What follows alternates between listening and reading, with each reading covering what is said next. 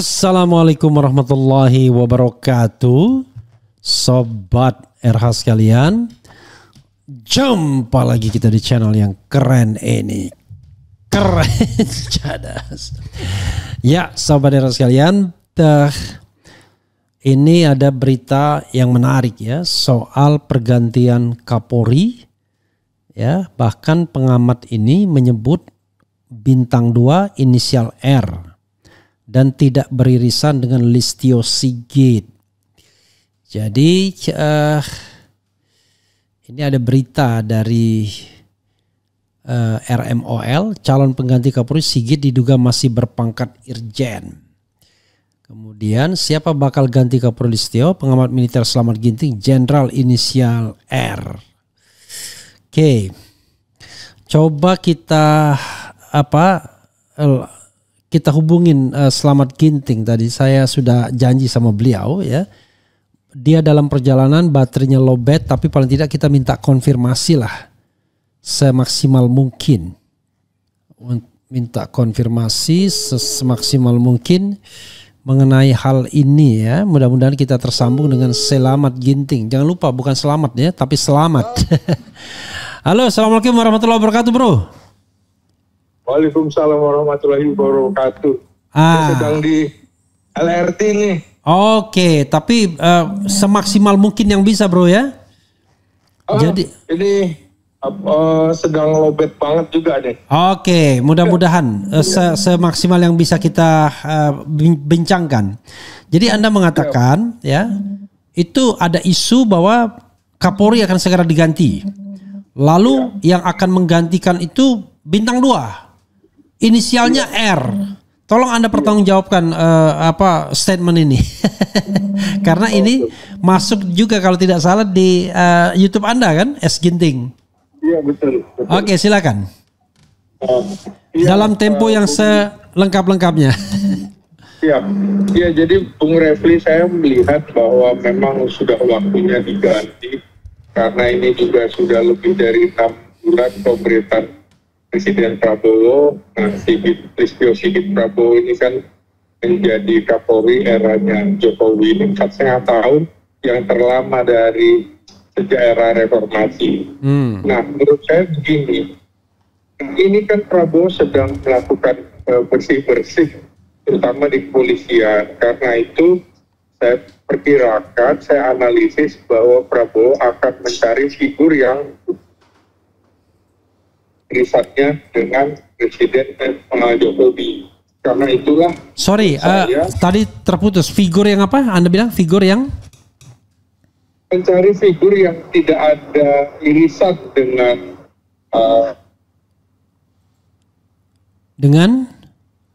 Halo? Oke. Jokowi kan gitu. Oke. Dengan Jokowi ya? Iya betul. Ya. Maka saya mencoba mencari data karena lulusan terbaik itu lulusan terbaik Akpol ya dalam hal ini. Ternyata ada lulusan Akpol 19 dan 3 lulusan terbaik yang itu terseok-seok. Pada saat Listio Sigit menjadi Kapolri, kemudian dia malah copot dari Wakapolda Sulawesi Utara menjadi Widya Iswara selama 3 tahun. Jadi tidak diberikan tempat gitu. Bahkan setelah itu barulah dia menjadi Kalemdikpol. Nah itu posisi bintang 1-nya itu 4 tahun. Nah itu 4 tahun. Jadi menurut saya ini aneh, ada lulusan terbaik disia-siakan seperti itu. Nah, jadi saya lihat begini, dia baru menjadi Kapolda kemarin 20 Mei, padahal beberapa teman-teman seangkatannya 93 itu udah 3 orang menjadi Kapolda. Lalu yang 94, 95, bahkan 96 sudah jadi Kapolda mendahului dia. Dia angkatan berapa? Dia 92? Dia lulusan 93. Oh, 93. Oke. Jadi saya pikir ini orang yang dizolimi. Terus saya cek datanya, rupanya kemudian bapaknya itu Purnawirawan Letnan Kolonel Infantri Kopassus. Nah, saya lacak lagi, nah ini ternyata bapaknya ini adalah pelatihnya Prabowo Subianto gitu loh. Jadi Kopassus. Saya cek lagi data yang bersangkutan, dia juga pengurus Ikatan Pencaksilat Indonesia di Jawa Barat. Dia memimpin perguruan Maung Bodas Macan Putih gitu ya. Nah, kan ada irisannya dengan Prabowo. Sekarang dia di mana? Dia menjadi Kapolda Nusa Tenggara Timur. Sekarang. Oh, sekarang tanggal 20 Mei ini. Oh, per tanggal 20 Mei. Oke. Iya. SK-nya. Dengan pangkat Irjen ya? Masih dengan pangkat Irjen. Iya. Dia kan sebelum ini menjadi Kalemdiklat Polri per November kemarin. Namanya siapa? Namanya adalah Rudi Darmoko. Rudi Darmoko. Rudi Darmoko. Oh, Budi. Rudi Darmoko, oke, ya. Rudi Darmoko. Nah, jadi inilah menurut saya menjadi alternatif kuat bagi Prabowo untuk dijadikan Kapolri. Sementara yang sudah bintang 3 itu kan semuanya pastilah beririsan dengan rejim lama. Dengan Listio Sigit, terutama yang 91 teman seangkatannya Listio Sigit, Akol 1991. Sekarang bintang 3 itu yang dekat-dekat situ siapa aja ya sekarang? Bintang 3? Ada 24 komisaris jenderal polisi. Jadi bintang 3-nya tuh ada 24 orang. Nah, angkatannya Listio Sigit itu sekitar 5 orang ya.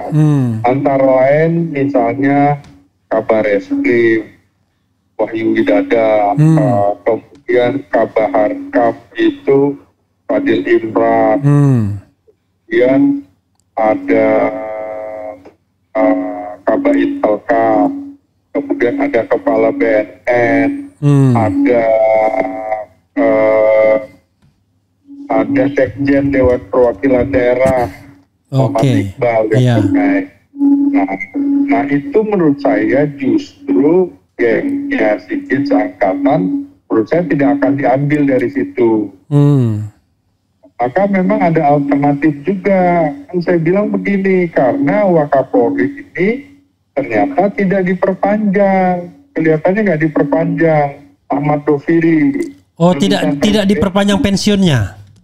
Iya, jadi sebentar lagi hanya tinggal beberapa hari ini, tanggal 9 kalau nggak salah ya, atau tanggal 6 gitu, dia usia 58 tahun, usia pensiun. Iya. Nah, kalau dia diperpanjang, maka Ahmad Doviri kemungkinan yang menjadi Kapolri. Tapi ini kan tidak ada tanda-tanda diperpanjang. Yang memperpanjang itu Prabowo ya? Presiden ya? Presiden. Oke. Presiden. Nah, yang kedua kan juga beredar nama Rudi Herianto, komisaris jenderal. Itu sekjen di Kementerian Kelautan dan Perikanan. Nah ini dekat dengan PDIP. Ini lulusannya SEPA PK, jadi Sekolah Perwira Prajurit Karir Polri, bukan Akol. Jadi dari sarjana masuk polisi. Nah, dia lulusan 1993, sudah bintang 3, coba hebat banget kan? Nah jadi Rudi Herianto ini juga berpotensi menjadi Kapolri. Pertemuannya adalah kepentingan Presiden Prabowo Subianto dengan Megawati, gitu kan? Nah, jadi ini barangkali untuk melawan Jokowi, terutama melawan niat pemakzulan Gibran, itu bisa terjadi tuh. Tapi Rudi Haryanto akan pensiun sekitar bulan Februari, jadi hanya sekitar 8-9 bulan aja kalau jadi Kapolri. Februari tahun depan ya? Iya, nah nanti bisa jadi Rudi Darmoko inilah yang akan menjadi Kapolri berikutnya. Jadi peralihan aja Rudi Haryanto itu. Jadi tiga skenario menurut saya yang mungkin bisa dilakukan. Dinamika politiknya pasti. Tiga skenario itu apa aja? Satu Ahmad Doviri. Ahmad Doviri diperpanjang. Kalau dia diperpanjang jadi Kapolri bisa. Ya. Yang kedua Rudi Haryanto. Kalau memang itu karena itu titik temu antara Prabowo dengan PDIP kan gitu. Ya. Itu bisa. Yang ketiga ya skenario-nya Rudi Darmoko. Rudi Darmoko berarti dibintang 3-kan dulu ya. Ya tapi dibintang 3-kan dulu bisa walaupun sehari 2 hari 3 hari gitu. Ya, seperti kasus Timur Pradopo gitu. Iya, Timur Pradopo, Tito Karnavian hanya itu. pinjam jabatan Kabaharkam kemudian menjadi Kapolri. Kan bisa mau sehari 2 hari yang bintang 3 pun bisa jadi bintang 4 karena udah sangat politis sekali. Iya. Nah, itu pertimbangan saya, Bu. Oke bro, saya menghargai karena Anda baterainya lowbat, nanti nggak bisa dihubungin orang lagi ya. Mudah-mudahan sampai tujuan dengan baik, selamat.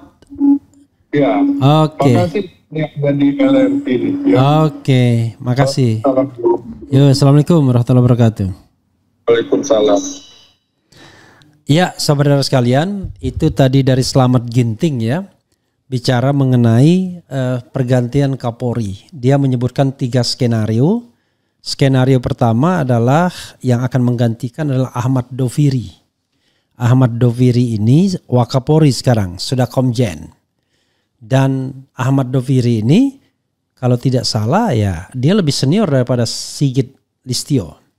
Yang kemudian berikutnya adalah Komjen juga Rudi Haryanto yang sekarang Sekjen Kementerian Kelautan dan Perikanan ya, itu punya peluang juga, tetapi dia pensiun bulan Februari.